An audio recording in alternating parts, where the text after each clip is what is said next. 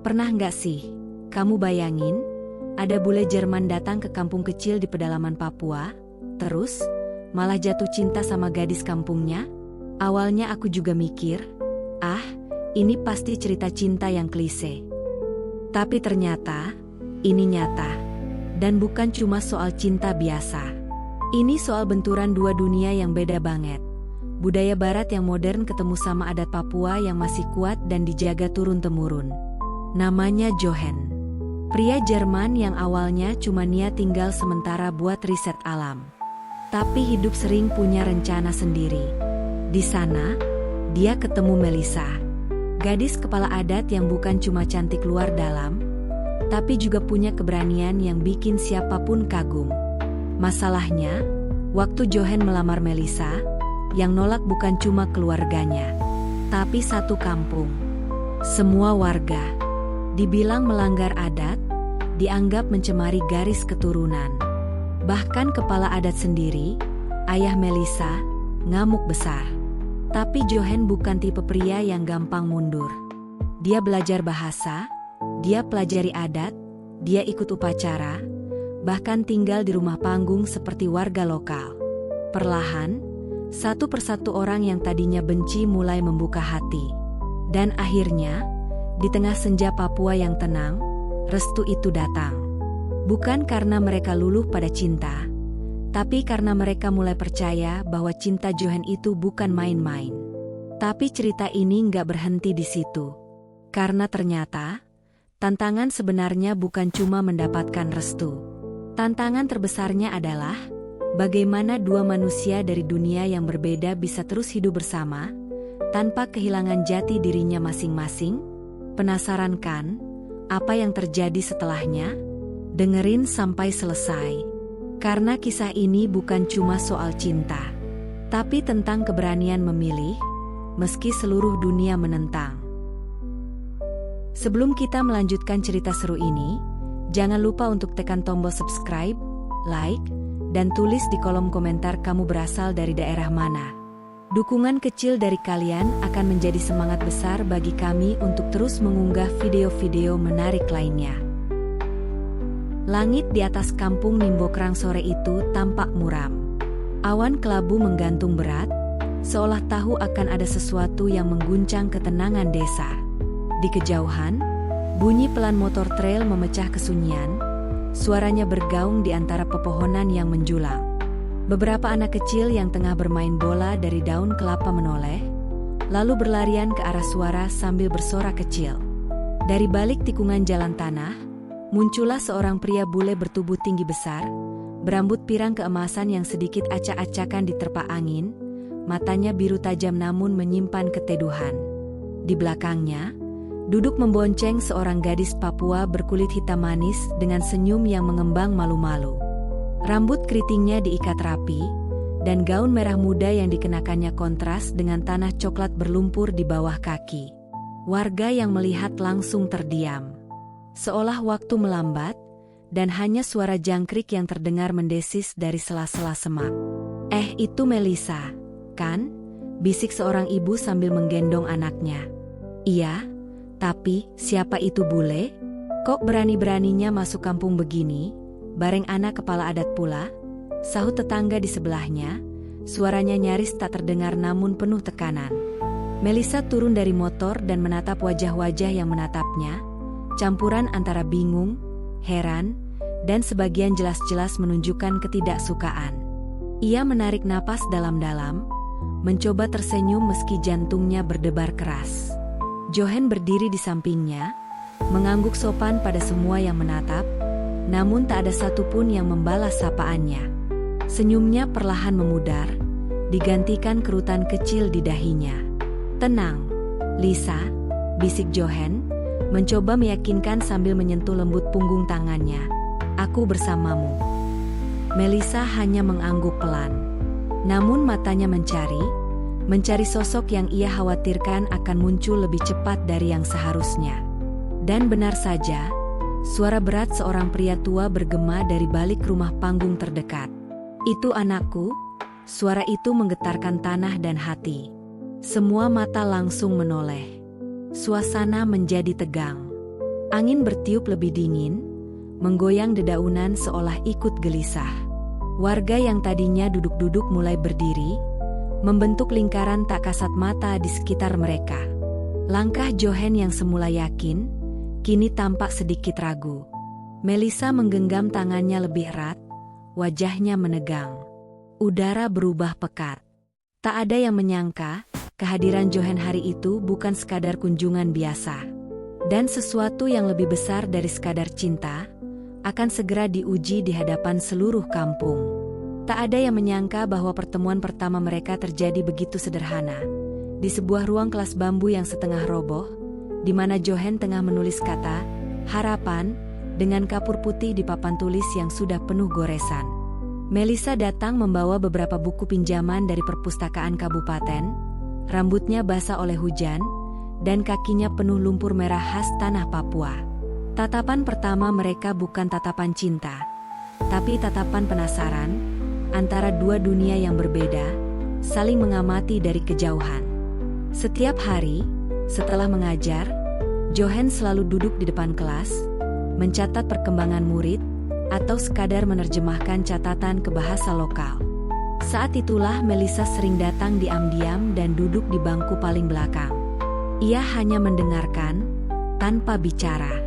Sampai suatu hari, Johan menoleh dan bertanya dengan aksen Indonesia yang masih patah-patah. "Kamu sering datang, kamu suka belajar, ya?" Melissa tersentak, gugup. Tapi ia menjawab pelan, "Saya cuma ingin bisa mengajar seperti Bapak." Johan tertawa kecil. "Bukan Bapak. Cukup Johan saja." Ia lalu menepuk bangku di sampingnya. "Duduk sini. Kita belajar bareng." Sejak saat itu, waktu mereka terasa berjalan lebih cepat. Mereka berbagi buku, yang satu berisi puisi Jerman, yang lain legenda Papua. Mereka tertawa, berdebat, dan saling memperbaiki bahasa satu sama lain. Johan menyukai cara Melissa tertawa, matanya menyipit dan suaranya pecah seperti air sungai berbatu. Melissa diam-diam mengagumi tangan Johan yang selalu kotor karena mencoret papan, namun dengan sabar membersihkan setiap bangku murid sebelum pelajaran dimulai. Namun di balik itu semua, ada ketegangan yang tidak mereka bicarakan. Johan tahu bahwa dia hanya tamu di tanah ini. Ia melihat tatapan sinis para pemuda kampung setiap kali ia berjalan bersama Melissa ke rumah. Dan Melissa pun merasakan desas-desus yang mulai mengelilinginya seperti kabut pagi yang tak bisa dihalau. "Lisa," ucap Johan suatu malam saat mereka duduk di dermaga kayu, memandangi bulan yang menggantung rendah, "apa menurutmu orang-orang akan bisa terima kita?" Melissa tidak menjawab. Ia hanya menatap ke depan, bibirnya gemetar, tangan meremas rok lusuh yang dipakainya. Udara malam terasa dingin menusuk, dan suara kodok dari rawa terdengar semakin keras, seolah ikut gelisah. "Aku nggak tahu, Johan, tapi aku tahu satu hal." Ia menoleh, menatap matanya dalam-dalam. "Aku takut kehilanganmu." Dan sejak malam itu, cinta mereka bukan lagi sekadar rasa, tapi sebuah tekad. Meski mereka tahu, jalan di depan penuh batu tajam, dan belum ada yang tahu siapa yang akan berdarah lebih dulu. Pagi itu, matahari belum sepenuhnya muncul dari balik bukit, tapi langit sudah mulai bersemburat jingga. Kabut tipis menyelimuti kampung Nimbokrang, membuat dedaunan basah oleh embun dan udara beraroma tanah yang lembab. Di tengah tanah lapang yang sunyi, berdiri pohon beringin tua yang akarnya menjulur seperti tangan-tangan leluhur yang menjaga.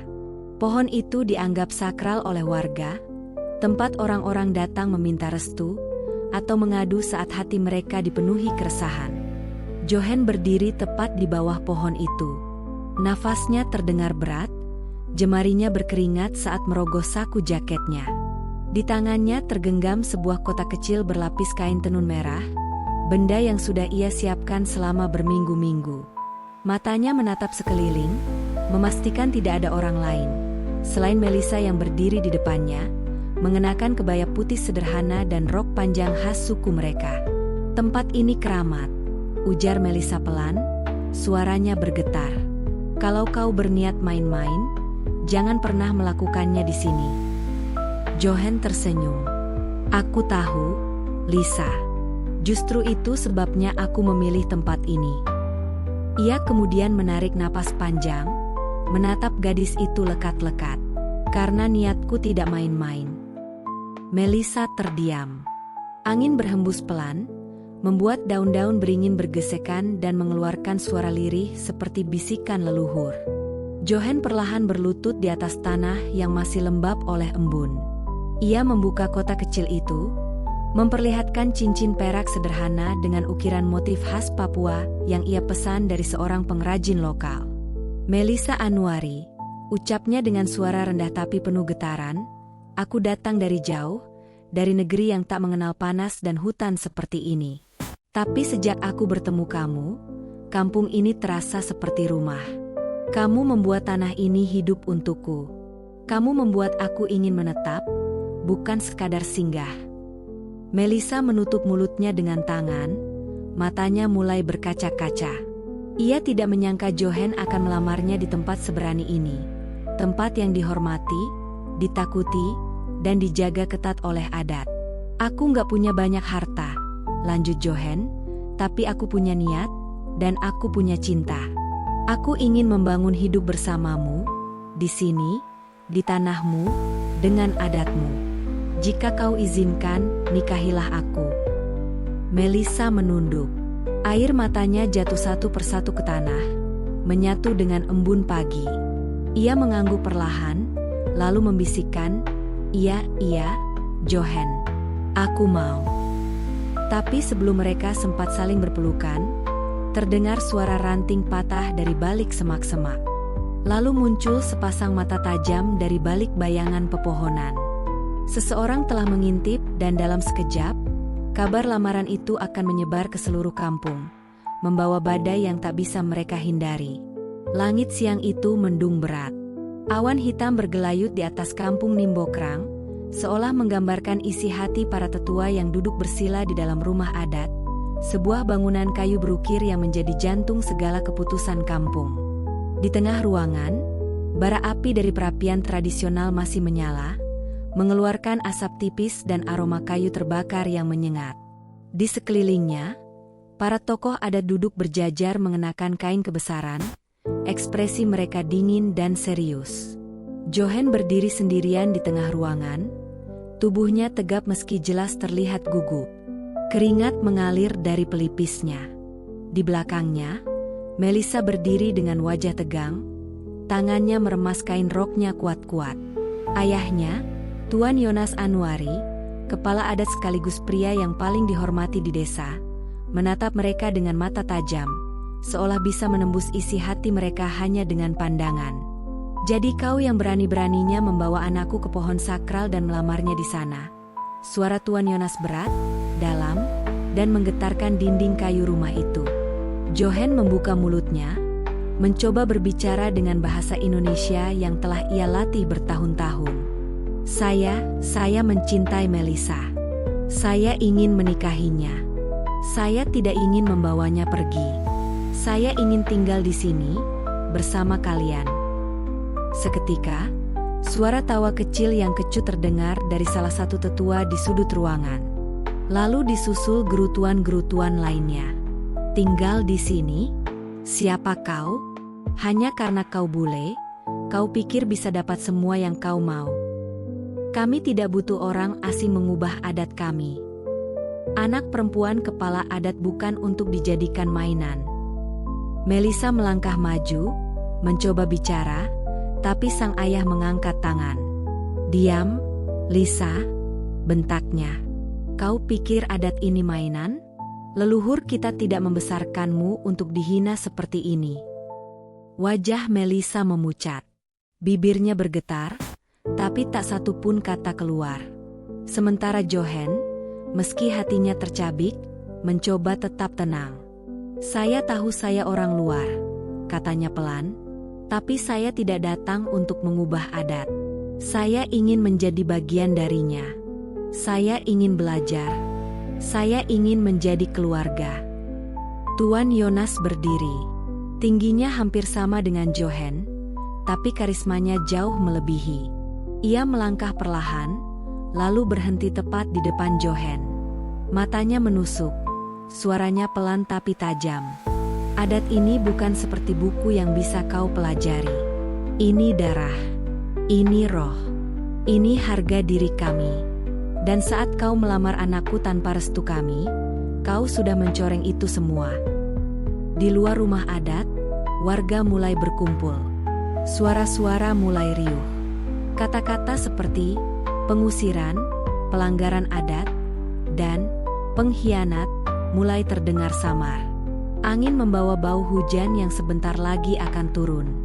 Johan menoleh pada Melissa, dan dalam tatapan mereka, hanya ada satu pertanyaan. Apakah cinta mereka cukup kuat untuk menghadapi badai yang akan segera datang? Sejak hari itu, suasana di rumah Melissa berubah drastis. Dulu, tawa ibunya selalu memenuhi dapur kecil mereka saat memasak papeda atau ikan kuah kuning. Tapi kini, rumah itu lebih sering sunyi. Suara sendok yang mengenai piring pun terdengar seperti dentuman. Ibu Melissa duduk di depan tungku, matanya kosong menatap api yang mengecil. Air matanya mengalir diam-diam, menetes di pangkuan kain batiknya yang sudah lusuh. "Lisa," katanya pelan, suaranya serak karena terlalu banyak menangis. "Kau pikir, hidup bahagia itu cuma soal cinta? Bagaimana dengan adat, dengan keluarga, dengan nama baik bapakmu?" Melissa berdiri tak jauh dari sana, bersandar di tiang rumah panggung yang mulai lapuk. Ia menggigit bibirnya, mencoba menahan air mata. Dadanya sesak. Ia ingin menjelaskan, ingin membela pilihan hatinya, tapi suara ibunya terlalu berat untuk disela. "Kau anak perempuan satu-satunya. Kalau kau tinggalkan kampung ini demi bule itu, siapa yang akan rawat kami saat tua? Siapa yang akan teruskan garis darah kami?" Tangis ibunya pecah, tubuhnya mulai gemetar. Melissa menunduk, lalu perlahan berjalan mendekat. Ia berlutut di depan ibunya dan menggenggam tangannya yang kasar karena kerja keras. "Mama, aku nggak pernah niat tinggalkan Mama atau kampung ini. Tapi aku juga nggak bisa pura-pura nggak cinta Johan. Dia bukan cuma bule. Dia orang yang menghormati aku, lebih dari siapapun yang pernah ada di kampung ini." Ibunya menatapnya dengan mata yang penuh luka. Tapi seluruh kampung menolak. "Lisa, termasuk bapakmu sendiri. Kalau kau tetap maksa, kau bukan anak kami lagi." Ucapan itu menampar Melissa lebih keras daripada cambuk. Ia terdiam. Hatinya koyak. Ia mencintai keluarganya, tapi ia juga mencintai Johan dengan segenap jiwanya. Malam itu, Melissa duduk sendirian di bawah pohon mangga di belakang rumah. Langit gelap, dan hanya suara jangkrik yang menemani. Ia memandangi cincin perak di jarinya, cincin yang belum sempat ia tunjukkan pada siapapun. Ia menutup mata dan berbisik pada dirinya sendiri, "Kalau aku harus kehilangan semuanya demi dia, apakah dia akan cukup?" Pertanyaan itu menggantung, tak terjawab, tertiup angin malam yang mulai dingin menusuk kulitnya. Hari itu, langit cerah tapi hawa kampung terasa panas oleh ketegangan. Warga berkumpul di balai adat untuk menghadiri musyawarah yang diminta langsung oleh Tuan Yonas. Bangunan itu penuh sesak. Para lelaki duduk di kursi kayu berjejer, sementara perempuan berdiri di belakang, menatap dengan campuran rasa ingin tahu dan khawatir. Di tengah ruangan, Melissa berdiri sendirian. Langkahnya mantap, meski wajahnya pucat.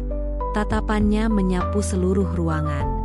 Di sana ada bibinya, tetua kampung, bahkan teman masa kecilnya yang kini ikut menolak keputusannya. Semua mata tertuju padanya, tapi tak satu pun menatap dengan kehangatan. "Aku tahu, aku mungkin telah melanggar adat," Melissa memulai, suaranya tenang tapi tegas. "Aku tahu, cinta pada orang luar dianggap aib.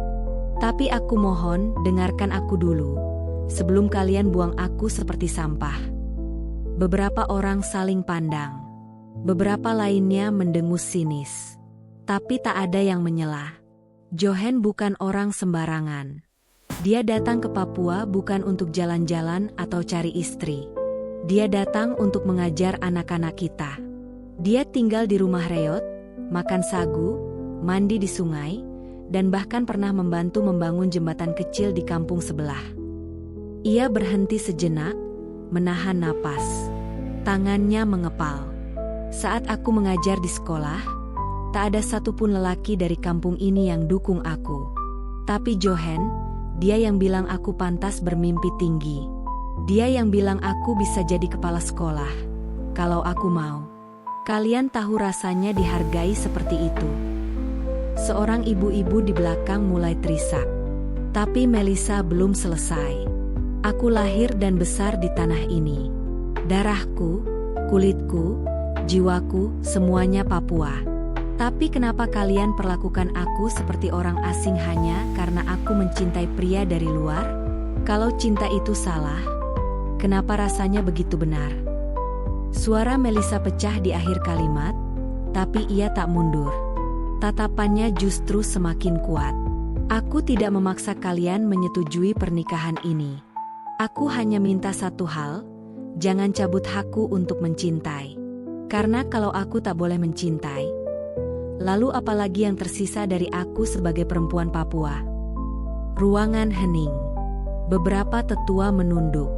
Bahkan Tuan Yonas tampak menggigit bibir, menahan amarah yang bercampur ragu.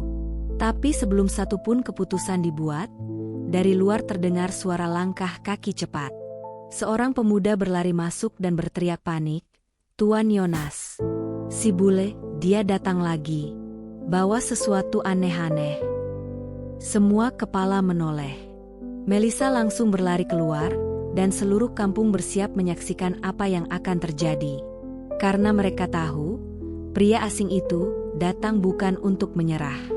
Langit berubah kelabu ketika kabar tentang Johan yang kembali ke kampung menyebar seperti angin kencang. Warga sudah bersiap, berkumpul di lapangan tengah dengan wajah penuh amarah dan sikap waspada. Laki-laki dewasa memegang tombak upacara, sementara perempuan membawa noken berisi sirih pinang dan dupa adat. Ini bukan pertemuan damai. Ini adalah upacara pengusiran, tanda bahwa seseorang telah melanggar garis yang tak boleh dilintasi. Di tengah lapangan, api unggun dinyalakan, asapnya mengepul tinggi, seolah ingin menyampaikan kemarahan langit kepada bumi. Johan berdiri beberapa meter dari lingkaran warga, mengenakan kemeja putih yang kini sudah kusam, celana penuh lumpur, dan wajah yang letih tapi tidak gentar. Ia tahu apa yang akan terjadi. Ia tidak datang untuk melawan. Ia datang untuk menerima, sekaligus membuktikan. Tuan Yonas maju, membawa tombak yang dihiasi bulu kasuari. Ia berhenti tepat di hadapan Johan, menatapnya tajam. Di belakangnya, Melissa mencoba menerobos barisan warga, namun dihalangi oleh dua perempuan tetua yang menariknya mundur dengan paksa. "Kau sudah diberi waktu untuk pergi, tapi kau kembali. Apa kau ingin dihukum lebih dari ini?" Suara Tuan Yonas berat, nyaris menggema. Johan mengangguk perlahan. "Saya tahu saya tidak diterima. Tapi saya ingin kalian tahu, saya tidak menyerah karena saya takut. Saya pergi karena saya menghormati kalian. Dan saya kembali bukan untuk menantang, tapi untuk memperjuangkan perempuan yang saya cintai." Warga mulai riuh. Beberapa meludah ke tanah. Beberapa mengacungkan tangan, mengutuk dalam bahasa daerah. Lalu salah satu tetua maju, membawa tempurung kelapa berisi air adat. Ia menyiramkan air itu ke kaki Johan, sambil melafalkan mantra pengusiran. "Mulai hari ini, tanah ini menolak jejakmu. Langit ini tak akan menaungimu. Dan pohon-pohon akan membisikkan penolakan tiap kali kau lewat." Johan hanya menunduk. Tubuhnya basah oleh air adat, tapi ia tetap diam. Matanya mencari Melissa, dan ketika ia menemukannya di tengah kerumunan, gadis itu menangis histeris. Mulutnya ditutup agar tak berteriak. Malam itu, Johan berjalan pergi tanpa berkata apapun. Hujan turun pelan, membasahi pundaknya, membasahi jalan setapak yang kini terasa asing. Tapi sebelum menghilang di balik hutan, ia menoleh sebentar, dan dalam hatinya, ia bersumpah, "Aku akan kembali." Tapi tidak sebagai orang asing. Dan saat itulah, badai mulai terbentuk bukan di langit, tapi di hati semua yang menyaksikan. 2 bulan berlalu sejak pengusiran itu. Warga mengira bule itu sudah pergi untuk selamanya, membawa patah hati dan malu dalam diamnya. Tapi pagi itu, suasana kampung kembali berubah. Dari ujung jalan, suara iring-iringan terdengar pelan, bukan suara motor, tapi suara langkah kaki yang mantap, penuh tekad. Johan datang kembali, tapi kali ini tidak sendirian. Di sisinya berjalan Om Leo, seorang tokoh adat dari kampung sebelah yang sangat dihormati. Di belakangnya, beberapa guru, tokoh masyarakat kota, dan bahkan seorang pendeta lokal ikut mengiringi. Johan mengenakan koteka simbolik di luar celananya, dengan kalung taring babi hutan tergantung di leher. Ia mengenakan penutup kepala anyaman khas suku setempat, dan di tangannya, bukan cincin, tapi sebuah busur kayu, lambang penyerahan diri sekaligus niat untuk menjadi bagian dari adat. Warga mulai keluar dari rumah mereka, tercengang. Anak-anak berlari kecil mengikuti barisan. Para ibu memanggil suami mereka, dan kerumunan pun segera memenuhi tanah lapang. Tuan Yonas keluar dari rumahnya, berdiri tegap dengan tatapan gelap. "Kenapa kau kembali?" tanyanya pendek, suaranya pelan namun bergema. Johan maju 1 langkah, menundukkan kepala, lalu bicara dalam bahasa lokal, bahasa yang dulu bahkan tak bisa ia ucapkan dengan benar. "Saya kembali, bukan untuk membawa pergi anakmu, tapi untuk meminta izin tinggal, belajar, dan menjadi bagian dari kampung ini. Saya siap bayar harga. Saya siap jalani semua syarat. Saya datang sebagai tamu, dan berharap pulang sebagai keluarga." Suara warga langsung riuh. Beberapa tidak percaya. Beberapa mulai ragu. Tapi ketika Om Leo angkat bicara, semua langsung diam. "Anak muda ini datang ke saya. Belajar adat, belajar bahasa, bahkan belajar bagaimana membelah kayu dan membangun rumah panggung. Dia rela tidur di tanah, makan sagu mentah, dan mandi di sungai berlumpur demi satu hal, menjadi layak untuk putri kalian. Apa kalian masih melihat dia sebagai ancaman, atau sudah mulai melihat dia sebagai saudara?" Tuan Yonas menatap Johan lama, sangat lama. Wajahnya tak bisa dibaca. Tapi dalam sorot matanya, ada sedikit perubahan. Tak lagi hanya kemarahan, tapi ada keraguan yang mulai berubah menjadi rasa hormat. Namun sebelum ia sempat mengucapkan apapun, Johan berlutut, meletakkan busur kayu di tanah, dan menyentuhkannya ke kaki Tuan Yonas. Suasana hening. Lalu tiba-tiba, Melissa berlari dari kerumunan, memeluk Johan dari belakang dan menangis di dadanya. Dan dalam pelukan itu, seluruh kampung menahan napas, menanti apakah cinta mereka akhirnya cukup, atau masih harus diuji sekali lagi sebelum benar-benar diterima.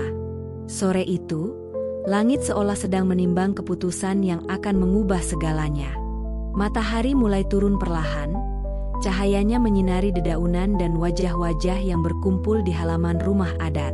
Suara burung cendrawasih terdengar dari kejauhan, sesekali diiringi tiupan angin lembut yang membuat bulu kuduk merinding.